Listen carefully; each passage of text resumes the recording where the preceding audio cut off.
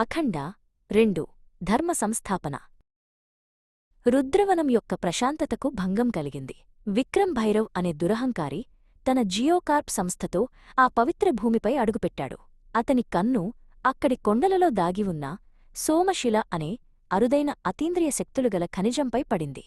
ఈ ప్రపంచాన్ని శాసించే శక్తి నాకు కావాలి అని అతను గర్వంగా ప్రకటించాడు. రుద్రవనం గ్రామస్థులు తమ భూములను అక్రమంగా ఆక్రమిస్తున్నారని జిల్లా కలెక్టర్ శరణ్యకు ఫిర్యాదు చేశారు. ఆమె జియోకార్ప్ కార్యాలయానికి వెళ్లి వారిని హెచ్చరించింది. కాని వారు ఆమెను బెదిరించి పంపించారు.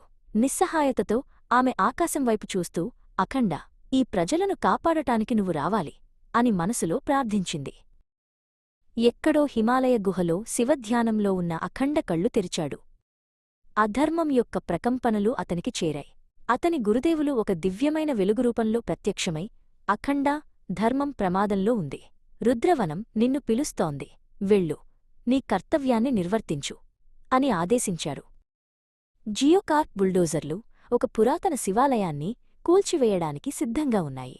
అప్పుడే హరహర మహాదేవ శంభో శంకర అనే గంభీరమైన గర్జన వినిపించింది. అఖండ తన త్రిశూలంతో అక్కడ ప్రత్యక్షమై యంత్రాలను ధ్వంసం చేసి దుర్మార్గులను చెల్లాచెదురు చేశాడు.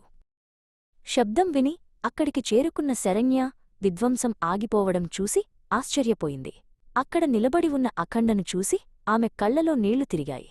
నేనుండగా ఈ పవిత్ర భూమికి ఎలాంటి హాని జరగదు అని అఖండ ఆమెకు అభయమిచ్చాడు. అఖండ రాక గురించి తెలుసుకున్న విక్రమ్ భైరవ్ కోపంతో రగిలిపోయాడు. ఒక అఘోర నన్ను ఆపలేడు. ఆ ప్రాంతం యొక్క జీవశక్తి అయిన శక్తిపీఠంపై దాడి చేస్తాను. దాని శక్తిని గ్రహించి నేనే దేవుడ్నవుతాను అని అతను తన సహాయకులతో చెప్పాడు. రాబోయేది సాధారణ యుద్ధం కాదని అఖండకు తెలుసు. అతను ఒక పర్వత శిఖరంపై నిలబడి తన పవిత్ర శంఖాన్ని పూరించాడు. ఆ శబ్దం అడవులు మరియు లోయలలో ప్రతిధ్వనించింది. ధర్మరక్షణ కోసం పిలుపును అందుకుని ఇతర అఘోరాలు నలుదిక్కుల నుండి తరలిరావడం ప్రారంభించారు.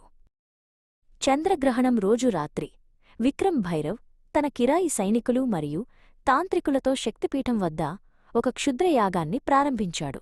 ఆకాశం నల్లగా మారింది మరియు ఒక అస్వాభావికమైన శక్తి ఆ ప్రాంతాన్ని ఆవరించింది. ఓం నమఃశివాయ అనే నినాదాలతో అఖండ మరియు ఇతర అఘోరాలు శక్తిపీఠాన్ని చేరుకున్నారు. భయంకరమైన యుద్ధం మొదలైంది. శివుని ప్రళయ రుద్రుడిలా అఖండ శత్రువులను సంహరిస్తూ విక్రమ్ భైరవ్ వైపు దూసుకెళ్లాడు. అఖండను చూసిన విక్రమ్ భైరవ్ యాగం ద్వారా సంపాదించిన చీకటి శక్తులతో అతనిపై దాడి చేశాడు. కాని శివశక్తి ముందు ఆ శక్తులు నిలవలేకపోయాయి. అఖండ ఆ క్షుద్ర యాగాన్ని భగ్నం చేసి ధర్మాన్ని నాశనం చేయాలనుకునేవాడికి ఈ రుద్రభూమిలో స్థానం లేదు అని గర్జిస్తూ విక్రమ్ భైరవ్ను సంహరించాడు. గ్రహణం వీడి సూర్యోదయం అయ్యింది. శక్తిపీఠం తన దైవిక శక్తిని తిరిగి పొందింది. శరణ్య ఆలయం ముందు నిలబడి శాంతియుతంగా ఉన్న రుద్రవనం వైపు కృతజ్ఞతతో చూసింది. అఖండ మరోసారి ప్రజలను, ధర్మాన్ని కాపాడాడు. తన కర్తవ్యం పూర్తయింది. అఖండ ఎవరికీ చెప్పకుండా మౌనంగా అక్కడి నుండి బయలుదేరాడు. అతని మార్గం ఏకాంతమైనది. ధర్మానికి మళ్లీ ఎప్పుడు హాని కలిగినా అతను తిరిగి వస్తాడు. రుద్రాయ నమః అనే ప్రతిధ్వని కొండలలో వినిపిస్తూనే ఉంది.